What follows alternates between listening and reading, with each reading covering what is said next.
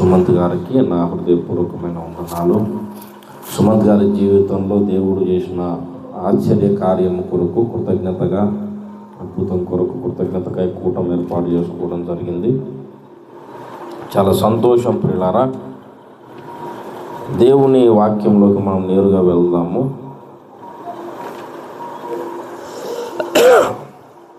దేవుని పరిశుద్ధ వాక్యంలో నుండి తెస్సలోనికైలకు రాసిన 2వ పత్రిక, బైబిల్లో నుండి తెస్సలోనికైలకు రాసిన 2వ పత్రిక 2వ అధ్యాయము ప్రియులారా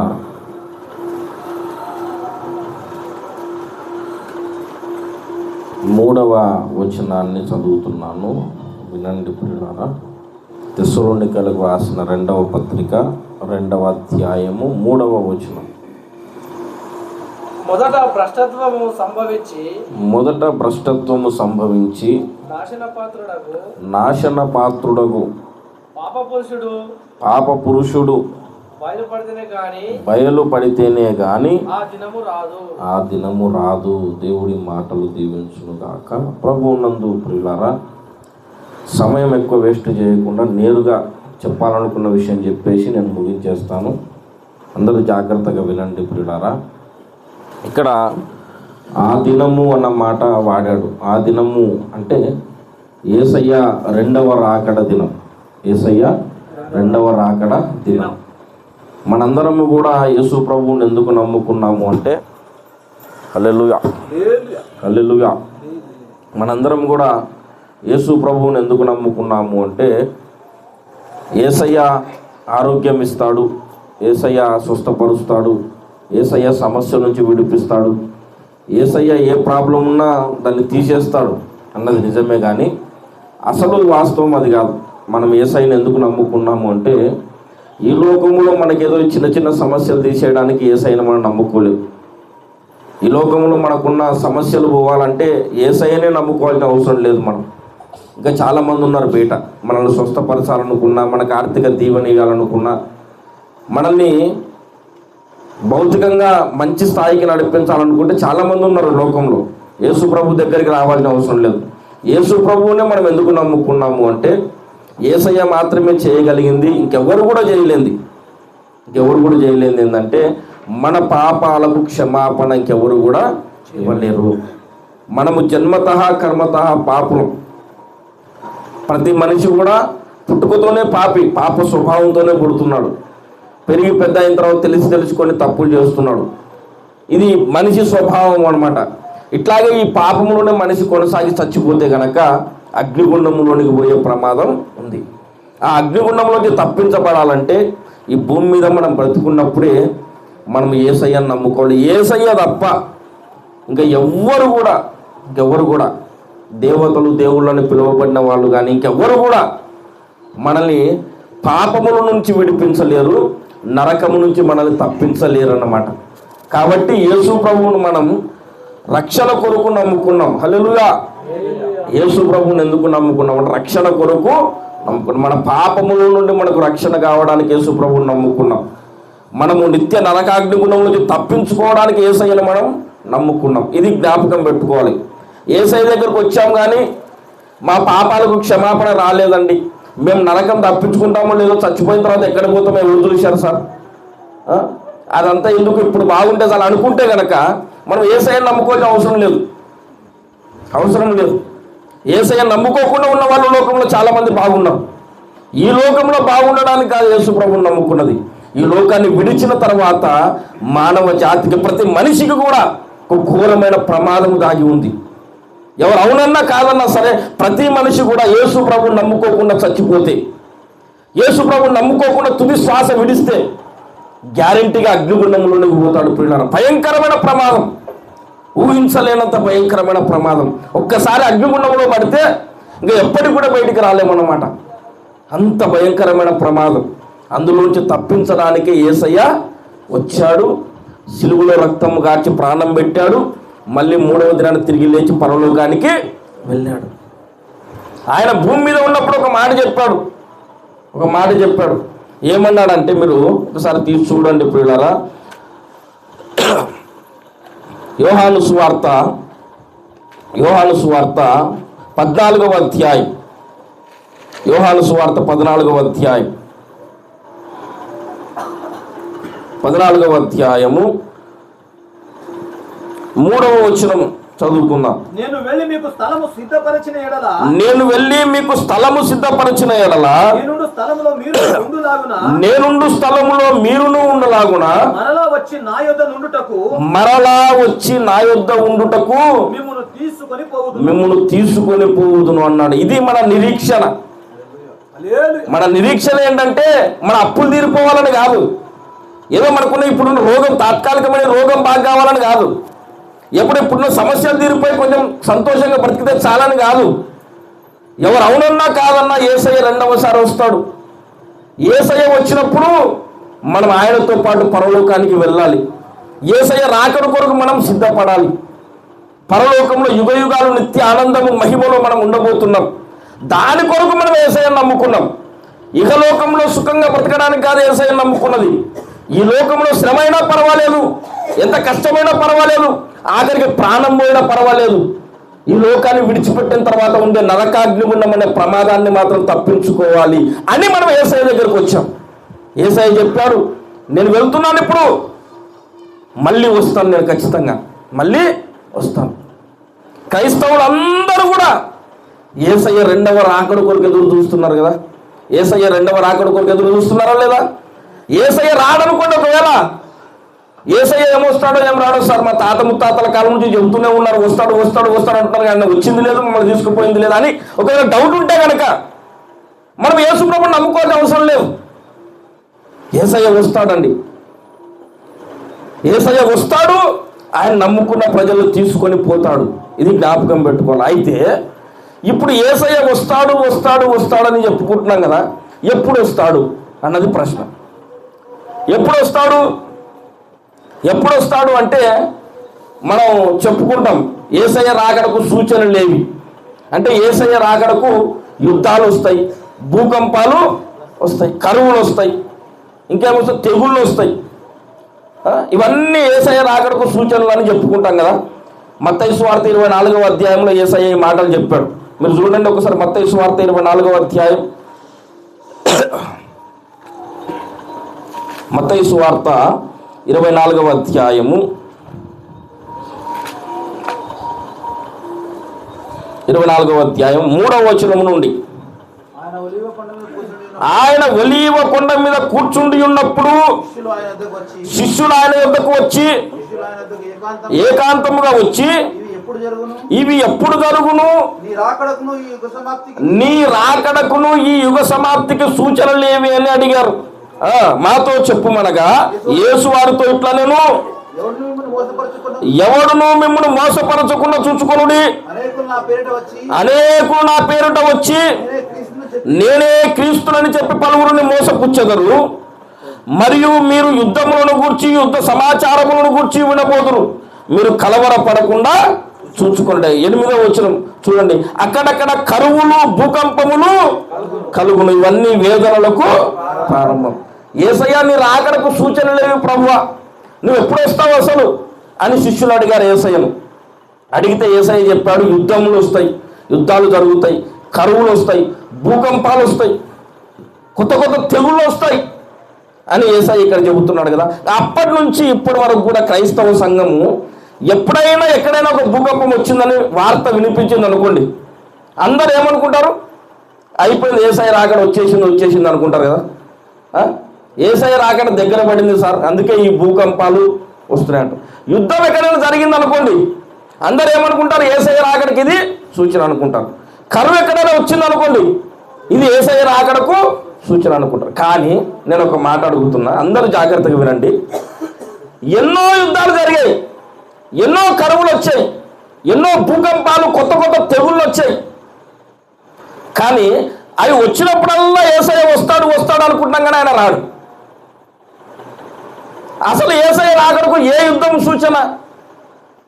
కరువు అంటే మీరు ఎన్నిసార్లు కరువు రాలేదు చెప్పండి. 100 సంవత్సరాల కిందట మన భారతదేశంలో భయంకరమైన కరువు, మన్ను తిన్నారు ప్రజలు ఆకలికి తట్టుకోలేక, అంత కరువు వచ్చింది. ఆయన మళ్ళీ యేసయ్య రాలేదు కదా. యుద్ధాలు ఎప్పుడు జరగలేదు? 2 ప్రపంచ యుద్ధాలు జరిగాయి. యేసయ్య రాలేదు కదా.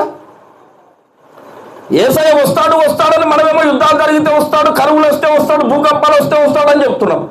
ఎన్ని కరువులు వచ్చినా, ఎన్ని యుద్ధాలు జరిగినా యేసయ్య రాలేదు. అంటే వస్తాడా రాడా? అయితే ఈరోజు నేను మీకు చెప్పాలనుకున్న విషయం ఏంటంటే, యేసయ్య రాకడకు స్పష్టమైన సూచనలు ఉన్నవి, యేసయ్య రాకడకు అస్పష్టమైన సూచనలు కూడా ఉన్నవి. గుర్తుపెట్టుకోండి. ఒక్క పాయింట్ మీ మైండ్లోకి ఎక్కితే నేను ఈ రోజు ఇక్కడికి రావడం ధన్యమైపోయినట్టే. హల్లెలూయా. యేసయ్య రాకడకు అస్పష్టమైన సూచనలు ఉన్నాయి, స్పష్టమైన సూచనలు కూడా ఉన్నాయి. అస్పష్టమైన సూచనలు అంటే ఏమంటే ఇవి కరువులు, యుద్ధాలు, భూకంపాలు, తెగుళ్ళు, ఇవన్నీ కూడా అస్పష్టమైన సూచనలు. అవి చెప్పారు యేసయ్య. కానీ ఎన్ని యుద్ధాలు వచ్చినా, ఎన్ని కరువులు వచ్చినా యేసయ్య రాకడ రాలేదు కదా. మరి స్పష్టమైన సూచనలు ఏవి? స్పష్టమైన సూచనలు ఏవి? ఒక క్లారిటీ ఈరోజు మనం యేసయ్య రాకడ గురించి తెచ్చుకుందాం ప్రియులారా. ఎప్పుడు యేసయ్య వస్తాడు అంటే మనకు క్లారిటీ ఉండాలా ఉండొద్దా? ఉండాలి కదా. కరువులు వస్తాయి, యుద్ధాలు వస్తాయని చెప్పుకుంటాం, గడిచిపోతుంది కాలం. ఎన్ని కరువులు వచ్చినా, ఎన్ని యుద్ధాలు వచ్చినా యేసయ్య రాకపోయా. అవునా కదా. చాలామంది ఏమనుకుంటానంటే, ఇప్పుడు మనమైతే వస్తాడని అంటాం. చాలామంది ఏమనుకుంటానంటే, వీళ్ళంతా కథలు చెప్పుకొని బతుకుతున్నారు సార్. యేసయ్య వచ్చేది లేదు, తీసుకుపోయేది లేదు. కరువు వచ్చినప్పుడల్లా యేసయ్య వస్తాడు అంటారు కానీ యేసయ్య, యుద్ధం జరిగినప్పుడల్లా యేసయ్య వస్తాడు అంటారు కానీ యేసయ్య, అదేదో కథలు చెప్పుకొని అట్లా పాస్టర్లు బ్రతికేస్తున్నారు. వాస్తవానికి యేసయ్య రావడం అంటే ఏమిగా అని చాలా మంది నమ్ముతున్నారు ప్రియులారు. చాలా మంది ఒక కథ అనుకుంటున్నారు ఇది. కానీ నేను ఇప్పుడు చెబుతున్న బాగా వినండి. యేసయ్య రాకడకు స్పష్టమైన సూచనలు కూడా బైబిల్లో ఉన్నాయి. మనము యేసయ్య రాకడ కొరకు సిద్ధపడకపోతే, యేసయ్య రాకడలో మనం ఎత్తపడాలన్న ఆశ మనకు లేకపోతే, ఒకవేళ పొరపాటున యేసు రాకడలో మనం విడువబడితే అంతకంటే దురదృష్టం ఇంకొకటి ఉండదండి. అంతకంటే దురదృష్టం. సరిగ్గా మనం యేసయ్య రాకడ కొరకు సిద్ధపడాలి. సమయం ఆసన్నమైంది. యేసయ్య రాకడను గురించి ఒక క్లారిటీ మన మైండ్లో ఉండాలి. ఈయన ఏందండి పాస్టరు ఎక్కడో హైదరాబాద్ నుంచి వచ్చి ఇక్కడ పల్లెటూరులో వచ్చి యేసు రాకడ గురించి మర్మాలు చెప్తున్నారని చాలామంది అంటారు. నేను అంటున్నా, మనకు అవసరం లేదా యేసు రాకడ గురించి? మనం తెలుసుకోవాల్సిన అవసరం లేదా? బీటెక్లు, ఎంటెక్లు చదివిన వాళ్ళే తెలుసుకోవాలా ఇవన్నీ? మనం కూడా తెలుసుకోవాలి. మనం కూడా యేసయ్య రాకడ సిద్ధపడాలా. యేసు రాకడకు అస్పష్టమైన సూచనలు ఉన్నవి, యేసు రాకడకు స్పష్టమైన సూచనలు ఉన్నవి. ఆ స్పష్టమైన సూచనలే మనం చదువుకున్న మూలవాక్యంలో రాయబడిన సూచనలు అన్నమాట. మళ్ళీ దీని తెస్సలోనికైలకు రాసిన పత్రిక, మొదట భ్రష్టత్వము సంభవించి నాశన పాత్రుడకు పాప పురుషుడు బయలు పడితేనే గాని ఆ దినము రాదు. ఇక్కడ బాగా దృష్టి పెట్టండి. ఒక్క ముక్క కూడా మిస్ కాకండి. మీరు చెప్తున్నా, నేను చెప్పే విషయంలో ఒక ముక్క కూడా మిస్ కావద్దు.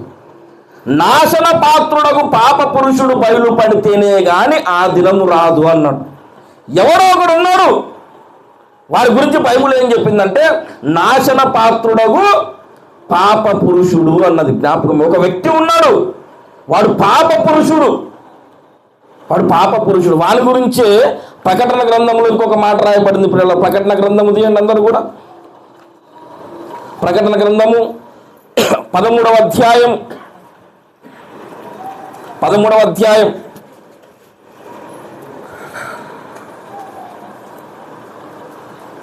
మొదటి వచనం చదవండి. మరియు 10 కొమ్ములను 7 తలలను గల ఒక క్రూర మృగము సముద్రములో నుండి పైకి వచ్చుట చూచితిని. దాని కొమ్ముల మీద 10 కిరీటములు, దాని తలల మీద దేవ దూషణకరమైన పేర్లు ఉండెను. ఆగండి, ఇక్కడ బాగా వినండి. ఈ మాట ఏం చెబుతున్నాడంటే 10 కొమ్ములు 7 తలలు కలిగిన క్రూర మృగము అన్నాడు. ఈ క్రూర మృగం, ఒక మృగం ఉంది, అది క్రూర మృగము. దానికి 10 కొమ్ములు ఉన్నాయి. 10 కొమ్ములు 7 తలలు ఉన్నాయి. అట్లాంటి జంతువు ఎప్పుడైనా చూసారా మీరు? 10 కొమ్ములు 7 తలలు కలిగిన క్రూర మృగాన్ని ఏమైనా చూసారా? చూడలేదు ఎప్పుడు. ఇంకొక విషయం ఏంటంటే ఆ క్రూర మృగము ఎక్కడి నుంచి వస్తుందంటే సముద్రములో నుండి. సముద్రంలో అట్లాంటి క్రూర మృగాలు ఉంటాయా? ఉంటాయా చెప్పండి? ఈ మాటలు బైబిల్లో ప్రతి మాట కూడా నెరవేరుతుంది కదా ఖచ్చితంగా. అక్షరాల ప్రతి మాట కూడా తప్పకుండా నెరవేరుతుంది. ఇక్కడ 10 కొమ్ములు 7 తలలు కలిగిన క్రూర మృగము అంటే ఒక వ్యక్తి అన్నమాట. వాడు ఒక మృగము లాంటి స్వభావము కలిగిన వ్యక్తి. దయా జాలి ఏముండవు అన్నమాట. ఒక మృగము మన దగ్గరకు వస్తే ఎట్లా ఉంటుందో పరిస్థితి, వాడు వస్తే అట్లా ఉంటుంది అన్నమాట. భయంకరుడు, ప్రపంచమంతటిని గడగడలాడించేస్తాడు. ప్రపంచమంతా భయంతో నిండిపోతుంది వాడికి దెబ్బకి.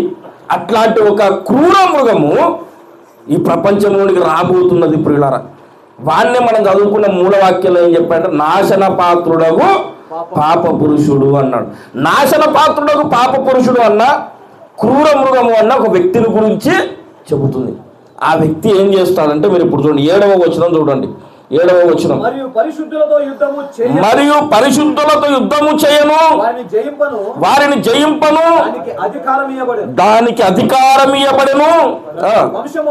ప్రతి వంశము మీదను ప్రతి ప్రజ మీదను ఆయా భాషలు మాట్లాడు వారి మీదను ఇక్కడ ప్రతి వంశము మీద అన్నాడు, ప్రతి జనము మీద అన్నాడు, ఆయా భాషలు మాట్లాడు వారి మీద అన్నాడు. అంటే ప్రపంచంలోని ప్రతి జనము మీద దానికి అధికారం ఇవ్వబడుతుంది. ఒక క్రూర మృగం వస్తుంది, సముద్రంలో నుంచి వస్తుంది.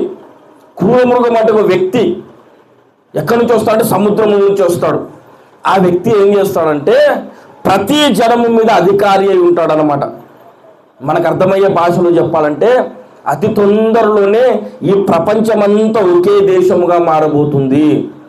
అతి తొందరలోనే ఈ ప్రపంచానికి అంతటికి ఒకే ప్రభుత్వం రాబోతుంది. అతి తొందరలోనే ఈ ప్రపంచ ప్రజలందరూ ఒకే రాజులు కలిగి ఉండబోతున్నారు ప్రియులారా.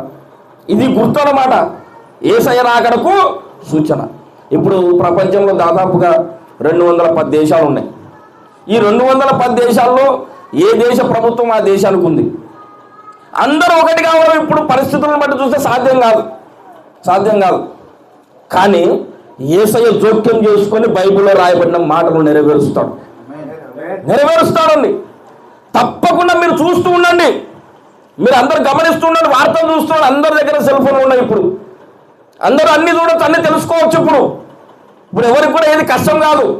మీరు ప్రపంచంలో ఏమేం జరుగుతుందని ఆలోచన చేయండి. ఇప్పుడు ఇశ్రాయేలు మీద పాలస్తీనా యుద్ధం జరుగుతుంది. ఇప్పుడు ఈ యుద్ధం జరుగుతుందని కూడా బైబిల్లో రాయబడింది. ఇట్లాగే ఈ యుద్ధాలు జరిగి ఏమవుతుందంటే ఒకనొక టైం వస్తుంది. బాగా గుర్తుపెట్టుకొని మాట చెబుతున్నా.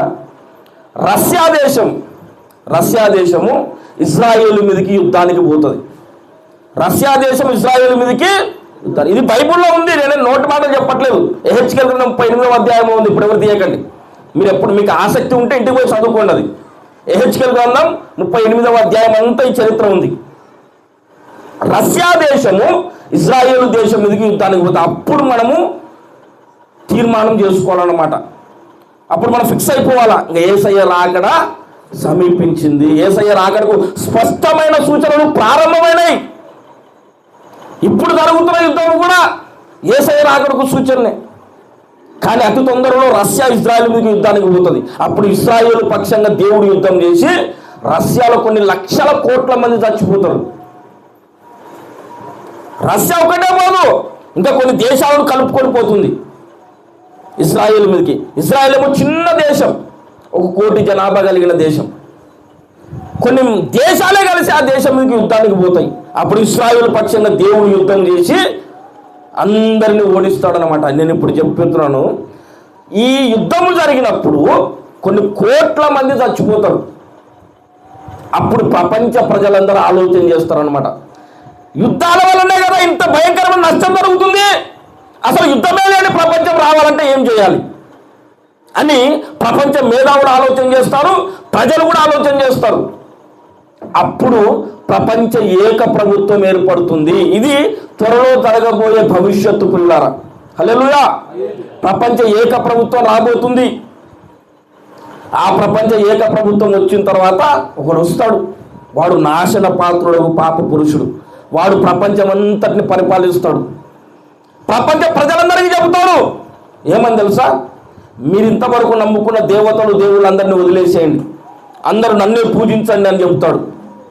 క్రైస్తవులమైన మనము యేసయ్య రాకడకు ఎదురు చూస్తున్నాం కదా, మన దగ్గరకు వచ్చి వాడు చెప్తాడు ఏమంటాడంటే, మీరు ఎదురు చూస్తున్న క్రీస్తును నేనే అని చెబుతాడు. వాడు వాస్తవానికి క్రీస్తు కాదు, నేనే క్రీస్తును అని చెబుతాడు. క్రీస్తు కాకపోయినా నేను క్రీస్తు అని చెబుతాడు. కాబట్టి వాడు అబద్ధ క్రీస్తు. హల్లెలూయా! వాడు అబద్ధ క్రీస్తు. ఆ అబద్ధ క్రీస్తు వచ్చి ప్రపంచమంతటిని పరిపాలన చేస్తాడు. వానికి మొక్కి వాడిని ఆరాధిస్తేనేమో మనకు తినడానికి ఆహారం దొరుకుతుంది. వానికి మొక్కి వాడిని పూజ చేస్తేనేమో మనకు ఏదైనా అమ్మడానికి కానీ కొనడానికి కానీ అధికారం ఉంటుంది. వానికి మొక్కకపోతే నువ్వు ఏది అమ్మలేవు, ఏది కొనలేవు.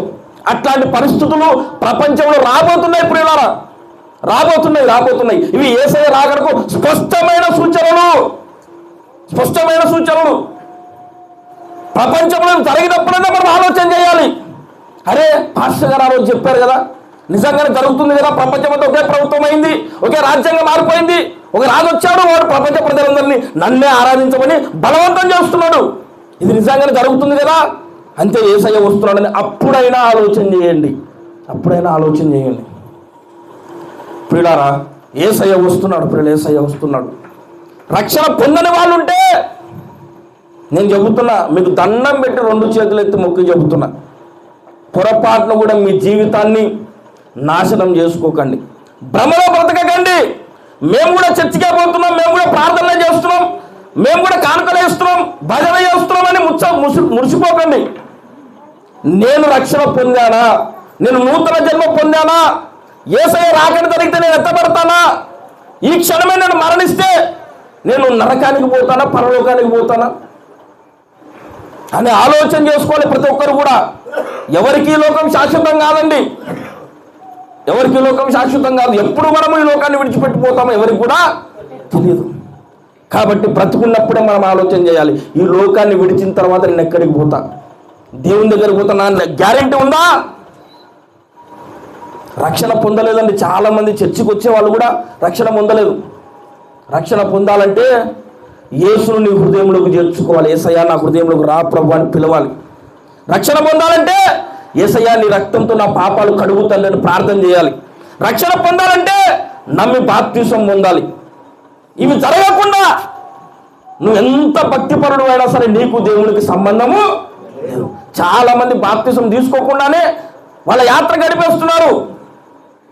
యేసును తమ హృదయంలోకి చేర్చుకోకుండానే ఏదో క్రైస్తవులుగా చలామణి అయిపోతున్నారు. ఒకవేళ మరణిస్తే ఆ తర్వాత పరిస్థితి ఏంటి? ప్రియులారా, ఆలోచన చేద్దాం, సీరియస్గా తీసుకుందాం దేవుని మాట. యేసయ్య రాకడ సమీపిస్తుంది ప్రియులారా. స్పష్టమైన సూచనలు ప్రారంభమైనాయి. మనం ఊహించనంత తొందరగా ఈ ప్రపంచం మారిపోబోతుంది. ప్రపంచ స్థితిగతులు మారిపోబోతున్నాయి. బాగా గుర్తుపెట్టుకోండి, 666 అనే ముద్ర రాబోతుంది ప్రపంచంలో. ప్రపంచానికి ఒక రాజు రాబోతున్నాడు. ఆ రాజు బలవంతం చేస్తాడు ప్రతి ఒక్కరిని కూడా, నన్ను మొక్కండి అని.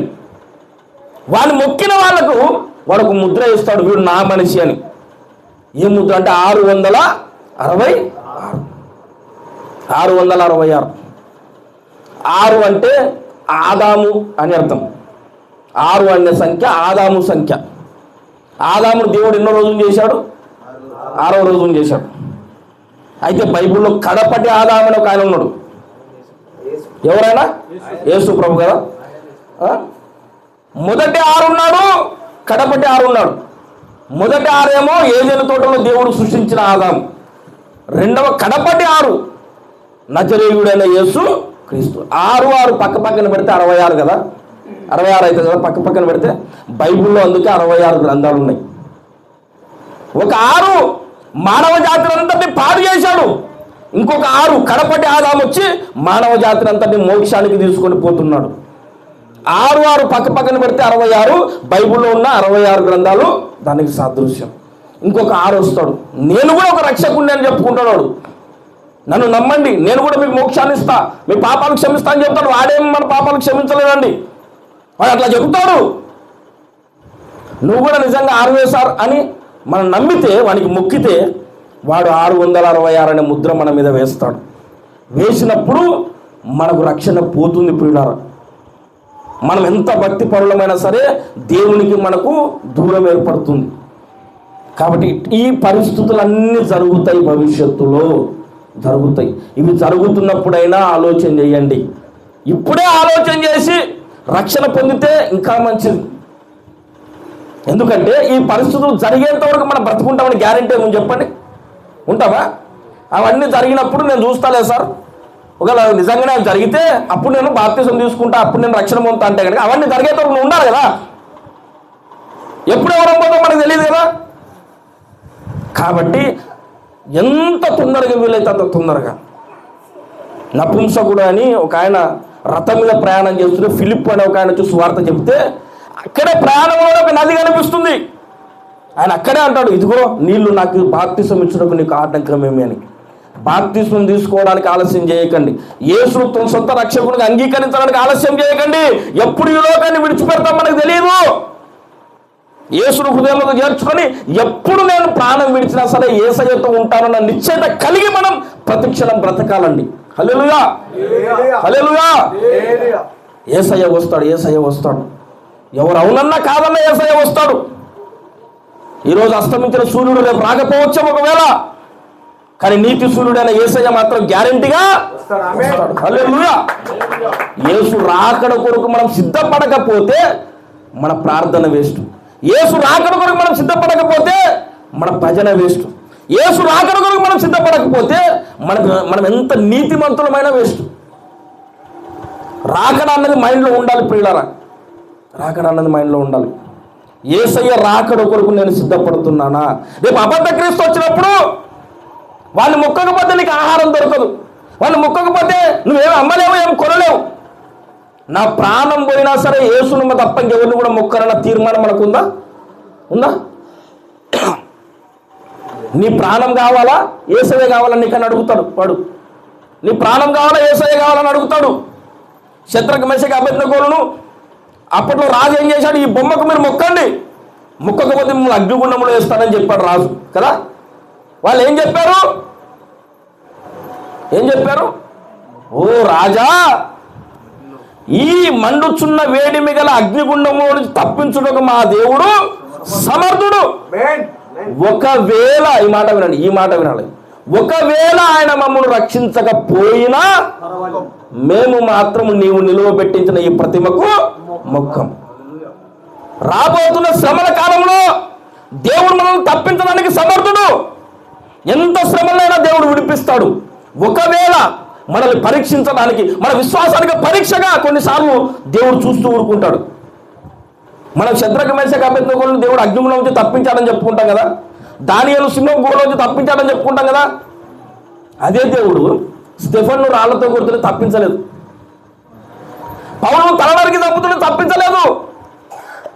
ఆదిమ సంఘ కాలంలో విశ్వాసులను, భక్తి పరులను, పరిశుద్ధులను ఒక స్తంభాన్ని కట్టేసి తారు పోసి నిప్పంటించేశారు. అప్పుడు దేవుడు తప్పించలేదు. ఒక పెద్ద గ్రౌండ్లో తీసుకొని పోయి వాళ్ళని వదిలేసి సింహాలను వదిలేరు. అప్పుడు దేవుడు తప్పించలేదు.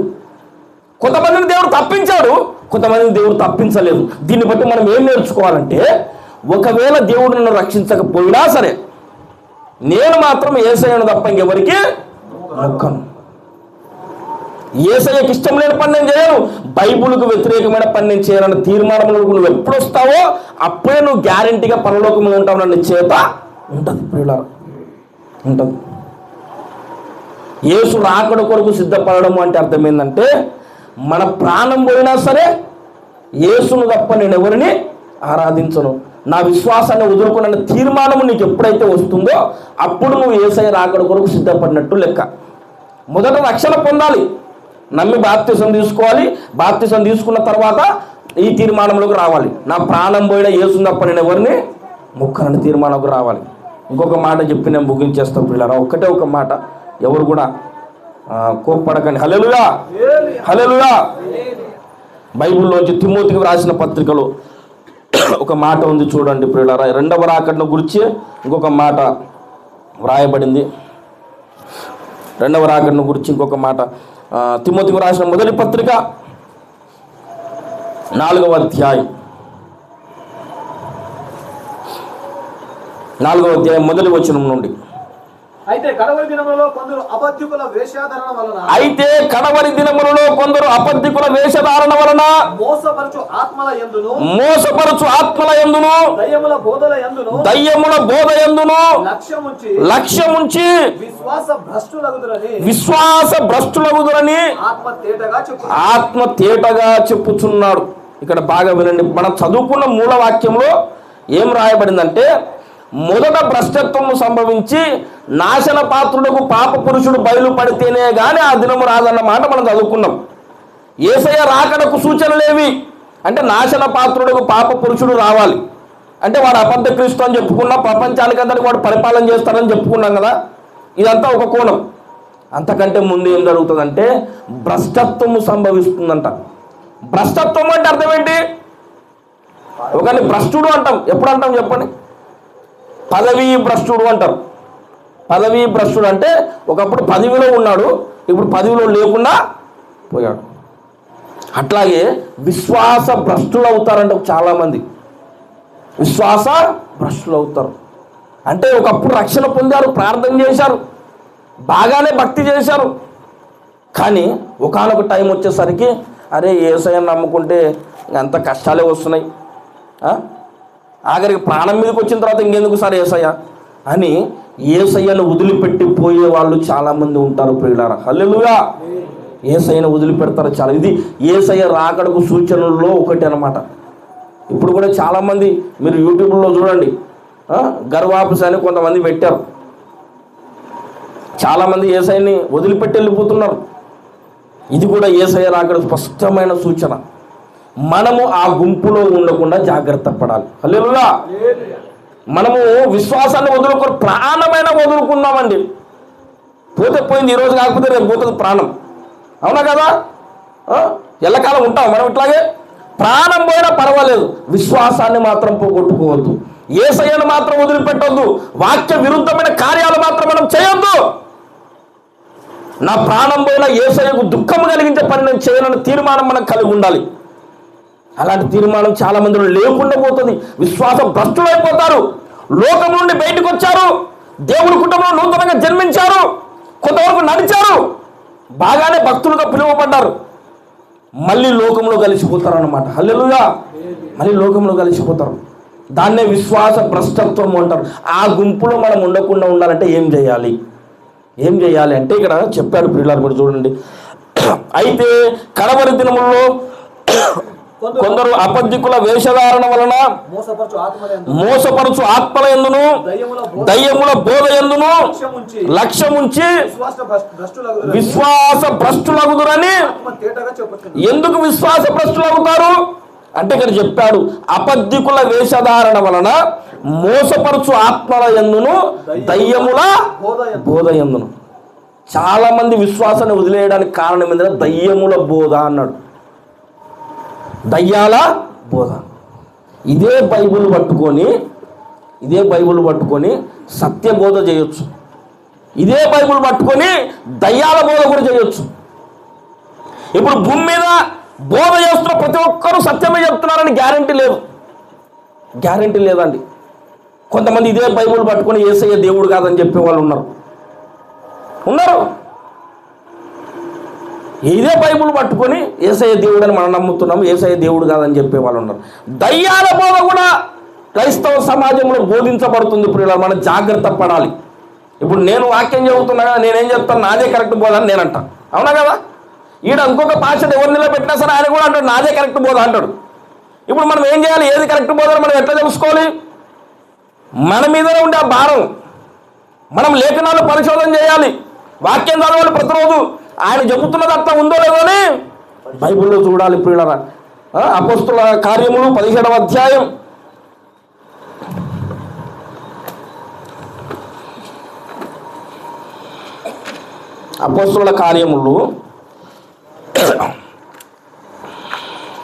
17వ అధ్యాయం 10వ వచనం. వెంటనే సహోదరులు రాత్రి వేళ పౌలును సీలను బెరేకు పంపించిరి. వారు వచ్చి యూదుల సమాజ మందిరం ప్రవేశించిరి. వీరు తెస్సలోనికలో ఉన్న వారి కంటే ఘనులయుండిరి గనుక ఆసక్తితో వాక్యమును అంగీకరించి పౌలును శీలయును చెప్పిన సంగతులు అలా ఉన్నవో లేవో అని ప్రతిదినము లేఖనములు పరిశోధించుచు వచ్చిరి. ఇక్కడ బాగా వినండి ప్రియులారా, పౌలు అనే భక్తుడు సామాన్యమైన భక్తుడు కాదు. పౌలు అనే భక్తుడు ఒక చోట వాక్యం చెబుతుంటే, పైన మేడగదిలో వాక్యం చెబుతుంటే ఒక ఆయన కిటికీలో కూర్చున్నాడు. ఆయన సడన్గా కిటికీలో నుంచి కింద పడి చచ్చిపోతే పౌలు ఏం చేశారు తెలుసా? ఏం లేదు, మామూలుగా కిందికి పోయి ఇట్లా ప్రార్థన చేసి లేపాడు ఆయన. అంత గొప్ప భక్తుడు పౌలు. నేను క్రీస్తుని పోలి నడుచుకున్న ప్రకారం మీరు నన్ను పోలి నడుచుకోండి చెప్పగలిగిన ఏకైక వ్యక్తి పౌలు. ఇంకా పౌలు లాంటి భక్తుడు ఇంకెవరు పుట్టబోడు. అట్లా అంత గొప్ప భక్తుడు ఒక చోట వాక్యం చెబితే అక్కడ ఉన్న ప్రజలు ఏం చేశారు తెలుసా? ఆయన చెబుతున్న సంగతులు అలా ఉన్నవో లేవో అనే లేఖనాలను పరిశోధించుచు.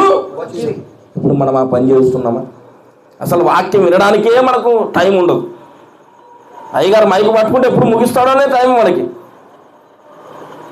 దైవజనుల వాక్యం ఎవరైనా చెప్పాలండి, నేను చెప్తున్నా.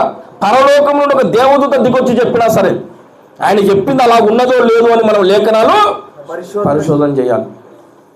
నువ్వు ప్రార్థన చేస్తున్నప్పుడు పరలోకం నుండి ఒక దగదగ మెరుచుకుంటూ ఒక దూత దిగొచ్చింది అనుకోండి, లేకపోతే దేవుడే వచ్చాడు అనుకోండి, నీ గదిలోకి వచ్చాడు, దగదగ మెరుస్తున్నాడు, ఇల్లంతా వెలుగుతో నిండిపోయింది. ఆయన చెప్పాడు యేసుప్రభు దేవుడు కాదని చెప్పాడు. మరి ఏం చేయాలి అప్పుడు? అయ్యి బాబోయ్ దేవుడు వచ్చాడండి పైనుండి, నిజం కాకపోతే అబద్ధమవుతుంది. అది ఖచ్చితంగా నిజమవుతుంది. యేసుప్రభు దేవుడు అని నమ్మకూడదు. బైబిల్లో చూపిస్తారని అడగాలి మనం. హల్లెలూయా. బైబిల్లో చూపిస్తారని అడగాలి. ఎవరు ఏది చెప్పినా సరే, అది ఎంత పెద్ద బోధకుడు అన్నా కానీ, పెద్ద సూటు బూటు వేసుకొని రాని, ఏమి లేకుండా మామూలుగా సాదాసీదాగా వచ్చినా సరే, కారులో రాని నడుచుకుంటూ రాని, పెద్ద ఎవరు వచ్చినా సరే, ఎవరు వాక్యం చెప్పినా సరే, బైబిల్లో అలా ఉన్నదో లేదో అని పరీక్షించే అలవాటు మనకు ఉండాలి. లేకపోతే మనము విశ్వాస భ్రష్టులమైపోతాం ప్రియులారా. హల్లెలూయా. విశ్వాస భ్రష్టులమైపోతాం. జాగ్రత్తగా గుర్తుపెట్టుకోండి. మనము విశ్వాస భ్రష్టులం కాకుండా కాపాడుకునే బాధ్యత మన మీదనే ఉంది. ఎవరు మనల్ని కాపాడరు. ప్రతి పాస్టర్ చెప్తాడు నేనే కరెక్ట్ చెప్తున్నా, అవతోడు చెప్పేది తప్పు అని. నేను కూడా అదే చెప్తా, అవునా కదా? కానీ పరీక్షించాల్సిన బాధ్యత మన మీద ఉంది. సత్యబోధ అన్నది నువ్వు దృష్టి పెట్టకపోతే, నేను సత్యంలో ప్రతిష్ఠించబడాలి, సత్యవాక్యం కోరుకుని నిలబడాలన్న బాధ భారం నీకు లేకపోతే అతి తొందరలో నువ్వు విశ్వాస భ్రష్టుల గుంపులో కలిసిపోతావు. జాగ్రత్తగా కలిసిపోతావండి. సత్యబోధ మీద దృష్టి పెట్టాలి. నేను వింటున్న వాక్యము సత్యమా కాదా అని ఆలోచన చేయాలి. వాక్యమే మనల్ని సరైన మార్గంలోకి నడిపిస్తుందండి. హల్లెలూయా. వాక్యము మనకు ఆహారం లాంటిది. ఆహారం తింటాం కదా లోకంలో మనం. సరైన ఫుడ్ తినకపోతే కొత్త కొత్త రోగాలు వస్తాయి కదా. మంచి ఫుడ్ తీసుకుంటే కొంతకాలం ఆరోగ్యంగా బ్రతకగలుగుతాం. అట్లాగే మంచి వాక్యం వింటే, సరైన వాక్యం వింటే నువ్వు సరిగ్గా యేసయ్య రాకడ కొరకు సిద్ధపడగలుగుతావు. సరిగాని వాక్యం ఏదైతే ముందు సార్ 2 మాటలు చెప్తాడు పోతాడు, మంచి మాటలు, నీతి మాటలు, అవి విని అట్లా ప్రార్థన చేసుకొని పోవాలి. ఇట్లాంటి మైండ్ సెట్లో ఇంకా ఎక్కువ కాలం కొనసాగని చెప్తున్నాను. ఎక్కువ కాలం కొనసాగండి. ఆయన చెబుతున్నది కరెక్టా కాదని ఆలోచన చేయాలి. ప్రతి ఒక్కరు కూడా లేఖనాలు పరిశోధన చేయాలండి. చేయాలి. బైబుల్ చదవాలి. మనం ఎన్ని రోజులైంది బైబుల్ చదవక? బైబుల్ చదవడం అలవాటు చేసుకోండి. బోధకులను పరీక్షించడం అలవాటు చేసుకోండి. బోధనను పరీక్షించడం అలవాటు చేసుకోండి. సత్యబోధ ఎవరు చెప్తే, ఎక్కడ చెప్తే అక్కడే నేను ఉంటా, ఏదేమైనా కానీ తీర్మానం కలిగి ఉండాలి ప్రియులారా. అప్పుడే మనం యేసయ్య రాకడలో ఎత్తబడతాము. హల్లెలూయా. ఇప్పుడు చెప్పిన విషయాలన్నీ 3 ముక్కల్లో చెప్తా, గుర్తుపెట్టుకొని. యేసు రాకడలో మనం ఎత్తబడాలంటే మొదట మనం రక్షణ పొందిన వారమై ఉండాలి. యేసయ్యను హృదయంలోకి చేర్చుకొని మారు మనసు పొంది ప్రార్థన చేసి బాప్తిసం తీసుకోవాలి. అప్పుడు మనకు రక్షణ వస్తుంది. బాప్తిసం కూడా సరైన బాప్తిసం తీసుకోవాలండి. ఇప్పుడు నేను ఈ మాట చెప్పకపోతే తప్పు చేసిన అవుతాను, మనసాక్షి లోపల గద్దిస్తున్నాను అనమాట. అందుకే చెప్తున్నా, సరైన బాప్తిసం తీసుకోవాలా. ఏది పడితే అది తీసుకుంటే కూడా కరెక్ట్ కాదు. వాక్య ప్రకారముగా సరైన బాప్తిసం తీసుకుంటే మనకు రక్షణ వస్తుంది. రక్షణ పొందిన తర్వాత మనకు ఒక తీర్మానం రావాలి. నా ప్రాణం పోయినా సరే యేసయ్య నన్ను వదిలిపెట్టాలన్న తీర్మానము రావాలి. ఎవరు నన్ను ఎన్ని హింసలు పెట్టినా సరే, ఎన్ని శ్రమల పాలనలు చేసినా సరే, ఆఖరికి నా ప్రాణం పోగొట్టుకోవాల్సి వచ్చినా సరే యేసును తప్ప ఎవరిని కూడా నేను ఆరాధన చేయను అన్న తీర్మానం మనకు రావాలి. నా ప్రాణమైనా పోగొట్టుకుంటా కానీ విశ్వాసాన్ని మాత్రం నేను వదులుకోనన్న తీర్మానం చేయాలి. మూడవ విషయం ఏంటంటే సత్య బోధలో మనం ప్రతిష్ఠించబడాలి. ఏ బోధ పడితే ఆ బోధ వింటే అది మనకు విషయంగా మారుతుంది అన్నమాట. రాను రాను రాను రాను దేవునికి నువ్వు దూరం అయిపోతావు. అంత్య దినములలో జరుగుతున్న శ్రమలలో దేవునికి దూరం అయిపోయి భ్రష్టత్వంలోకి వెళ్ళిపోయే ప్రమాదం ఉంది పిల్లారా. కాబట్టి నేను చెబుతున్నా అంటే యేసయ్య రాకడ కొరకు సిద్ధపడదాం. ఇప్పుడు ఇజ్రాయెల్ దేశంలో యుద్ధం జరుగుతుంది భయంకరంగా, ఈరోజు జరుగుతుంది. ఇజ్రాయెల్ దేశానికి రష్యా సపోర్ట్ చేస్తుంది, ఇరాన్ సపోర్ట్ చేస్తుంది. ఇజ్రాయెల్ పాలస్తీనాకి ఇజ్రాయెల్కి వ్యతిరేకంగా యుద్ధం చేస్తున్న పాలస్తీనాకి రష్యా ఇరాన్ సపోర్ట్ చేస్తున్నారు. అట్లా చేస్తాయని బైబిల్లో ఏహెచ్కేలు గ్రంథం 38వ అధ్యాయంలో రాయబడింది. ఇవన్నీ యేసయ్య రాకడకు సూచనలు అండి. ఇవి జరుగుతున్నప్పుడైనా మనం మేలుకుందాం ప్రియులారా, మేలుకుందాం. ఏదో అనాలోచితంగా ఏదో మా లోకంలో మనం ఉండొద్దు. యేసయ్య తొందరగా వస్తున్నాడు. ఆయన నమ్ముకుని ఆయన రాకడ కొరకు సిద్ధపడిన భక్తులను తీసుకొని పోతాడు. వాళ్ళు యుగ యుగాలు పరలోకంలో ఉంటారు. ఇది జరగబోతున్న సత్యము. హల్లెలూయా. యేసు రాకడ కొరకు మనం సిద్ధపడదాం పిల్లరా. యేసు రాజుగా వచ్చుచున్నాడు, భూలోకమంతా తెలుసుకుంటాడు. యేసు రాజుగా వచ్చుచున్నాడు, భూలోకమంతా తెలుసుకుంటారు. రవి కోటి తేజుడు, రమ్యమైన దేవుడు, రవి కోటి తేజుడు, రమ్యమైన దేవుడు రారాజుగా వచ్చుచున్నాడు. యేసు రారాజుగా వచ్చుచున్నాడు, యేసు రాజుగా వచ్చుచున్నాడు. లోకమంతా తెలుసుకుంటారు. క్రైస్తవుడా మరువవద్దు ఆయన రాకడా, క్రైస్తవుడా మరువవద్దు ఆయన రాకడా. కనిపెట్టి ప్రార్థన చేయి సిద్ధముగా నుండి, కనిపెట్టి ప్రార్థన చేయి సిద్ధముగా నుండి. రేపపాటున మారాలి, రేపపాటున మారాలి. యేసయ్య చెంతకు చేరాలి, యేసయ్య చెంతకు చేరాలి. యేసు రాజుగా వచ్చుచున్నాడు, భూలోకమంతా తెలుసుకుంటాడు. ఈ లోక దేవతలన్నీ ఆయన ముందారా, ఈ లోక దేవతలన్నీ ఆయన ముందారా. సాగిలపడి నమస్కరించి గడగడలాడును, సాగిలపడి నమస్కరించి గడగడలాడును.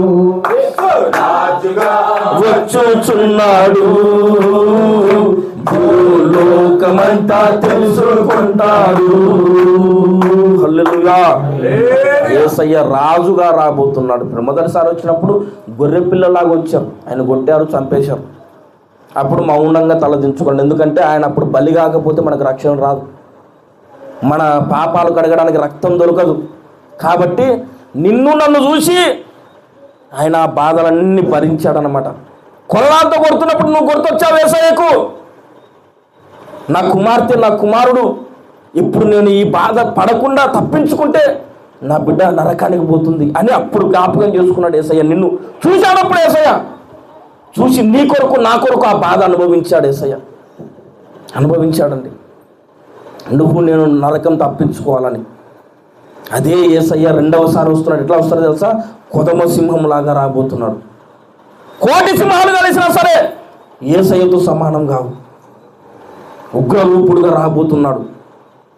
ఆయన వ్యతిరేకులందరినీ పాదాలతో తొక్కి వేస్తాడు, మనల్ని మాత్రం పరలోకానికి తీసుకొని పోతాడు. సరైన విధంగా మనం సిద్ధపడితే ప్రియులారా. హల్లెలూయా. చెప్పిన ప్రసంగం అంతా అర్థమైంది కదా అందరికీ? హల్లెలూయా, అర్థమైంది కదా. కాబట్టి రక్షణ పొందని వాళ్ళు ఎవరైనా ఉంటే రక్షణ పొందడానికి సిద్ధపడదాం. రక్షణ పొందిన మనము నా ప్రాణం పోయినా సరే యేసయ్య నన్ను వదిలిపెట్టను, ఏమైనా జరగని కాక. మనకి ఎంతసేపు ఉన్నా సరే నా బాధలు వాళ్ళ సమస్యలు ఇవే కాదండి, ఇవి పక్కన పెట్టండి. ఇప్పుడు ఒక సమస్య, ఒక రోగం వచ్చింది, ప్రార్థన చేయించుకుంటా పోతుంది. ఒక దయ్యం పట్టింది, ప్రార్థన చేయించుకుంటా పోతుంది. మళ్ళీ ఇంకో రోగం రాదని గ్యారంటీ చెప్తావు? చెప్పండి, గ్యారంటీ ఇస్తాం మనం? మన బతుకాలంటే సమస్యలు తప్పవు మనకి. ఈ సమస్యల మీద దృష్టి పెట్టకండి, రోగాల మీద దృష్టి పెట్టకండి. ఈ రోజు కాకపోతే రేపైనా సరే మనం ఈ లోకాన్ని విడిచిపెట్టాల్సిందే. ఎప్పుడు చూసినా ప్రార్థనకు వస్తే రోగాలు పోవాలి, ప్రార్థనకు వస్తే సమస్యలు, ఇవే కాదండి.